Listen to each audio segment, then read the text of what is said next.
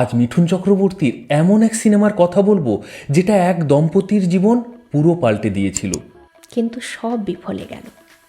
দিন কয়েক পরে একসঙ্গে বিচারপতির কাছে এলেন আর অবাক করে বললেন, তাঁরাও সেটা বিন্দুমাত্র আন্দাজ করতে পারেননি।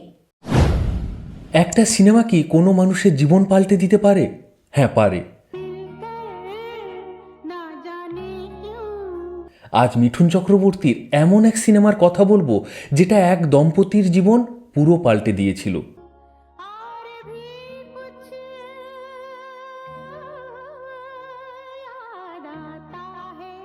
তাদের জীবনের চরম সিদ্ধান্ত নেওয়ার হাত থেকে ফিরিয়ে এনেছিল।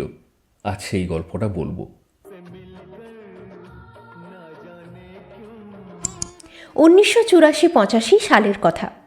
কেসি বোকাডিয়া প্রযোজিত, মিঠুন চক্রবর্তী ও পদ্মিনী কোলাপুরী অভিনীত পেয়ার ঝুঁকতা নেহি ছবিটি মুক্তি পায়। ছবিটির বাজেট খুবই অল্প ছিল, কিন্তু ছবিটি মুক্তি পাওয়ার পর সব হিসেব নিকেশ উল্টে দেয়। ফিল্ম ইন্ডাস্ট্রির বড় বড় বিশেষজ্ঞদের অবাক করে দেয়। 50 লক্ষের সিনেমা ব্যবসা করে প্রায় 5 কোটি। এ ছবি যে একটা সাফল্য এনে দিতে পারবে, তাঁরাও সেটা বিন্দুমাত্র আন্দাজ করতে পারেননি। মিঠুনদা কিন্তু যখন গল্পটা শুনেছিলেন তখনই প্রযোজক বোকাডিয়াজিকে বলেছিলেন, ছবিটার গল্প এত ভালো, এত ইমোশনাল, দর্শকরা পছন্দ করবেই।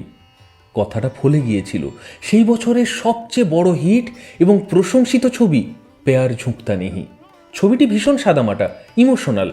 ভারতীয় দর্শকদের মনে ছবিটি তাই গভীর দাগ কাটে। এই ছবিটি এক স্বামী স্ত্রীর গল্প বলে, যারা নিজেদের মধ্যে অশান্তি, ভুল বোঝাবুঝির ফলে দূরে সরে যায়। দুজনেই অভিমান করে থাকে, কিন্তু দুজনেই দুজনের প্রতি একটা টান অনুভব করে। কেউ কাউকে ভুলতে পারে না। তাদের একটি পুত্র সন্তান, যে তার বাবার কাছেই থাকে। বাবা তাকে মায়ের অভাব বুঝতে না দিয়ে বড় করে তুলতে থাকে। গল্পে কিন্তু হ্যাপি এন্ডিং হয়। অনেক টানাপোড়েনের পর ছেলের টানে স্বামী স্ত্রীর ভুল বোঝাবুঝির অবসান ঘটে। ছেলেকে নিয়ে আবার নতুন করে তারা ঘর বাঁধার স্বপ্ন দেখে। এই ছবিটি মানুষের মনে কিভাবে দাগ কেটেছিল, কতটা জনপ্রিয় হয়েছিল, সেটা জানার জন্য একটা সত্য ঘটনা বলি। ঘটনাটা ঘটেছিল বরোদায়। এক স্বামী স্ত্রী কোর্টে ডিভোর্সের মামলা করেছেন। কেউ কারোর সঙ্গে থাকতে রাজি নন। দুজনের মধ্যে এমন তিক্ততা এসে গেছে, সম্পর্কের প্রতি হয়তো বিশ্বাসটা হারিয়ে গেছে। বিচারপতি অনেক চেষ্টা করলেন ওদের সম্পর্কটা ঠিক করার জন্য, কিন্তু সব বিফলে গেল। শেষমেশ রায় দেওয়ার আগে দুজনকে ডেকে বললেন, পেয়ার ঝুঁকতা নেহি ছবিটা আপনারা দেখেছেন? তারা দুজনেই বললেন যে তারা দেখেননি। বিচারপতি তাদের অনুরোধ করলেন ছবিটি দেখার জন্য।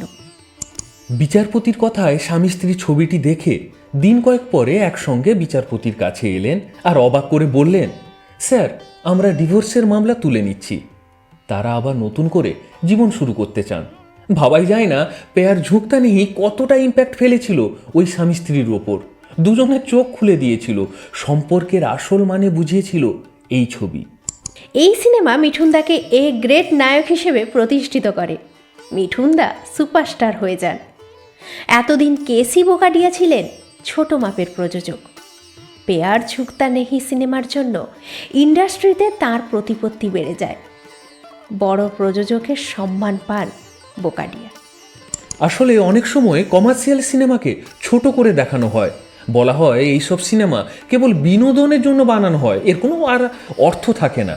আর্ট ফিল্ম অনেক উঁচু দরের, ইত্যাদি ইত্যাদি। কিন্তু ভুলে গেলে চলবে না, অনেক কমার্শিয়াল সিনেমায় আমাদের আবেগ, অনুভূতি এত সুন্দর করে দেখানো হয়, কখনো কখনো সেটা আমাদের অন্তঃস্থলে আঘাত করে, আমাদের আলাদাভাবে ভাবতে বাধ্য করে। আজকের মতো এটুকুই। আমাদের নিবেদন কেমন লাগলো তা অবশ্যই কমেন্ট করে জানান। ভালো লাগলে লাইক করুন আর নিজেদের বন্ধুবৃত্তে শেয়ার করে দিন। আমাদের এই সিনেচ্যাট উইথ অরূপসূচি চ্যানেলটি সাবস্ক্রাইব করে পাশে থাকুন। ধন্যবাদ।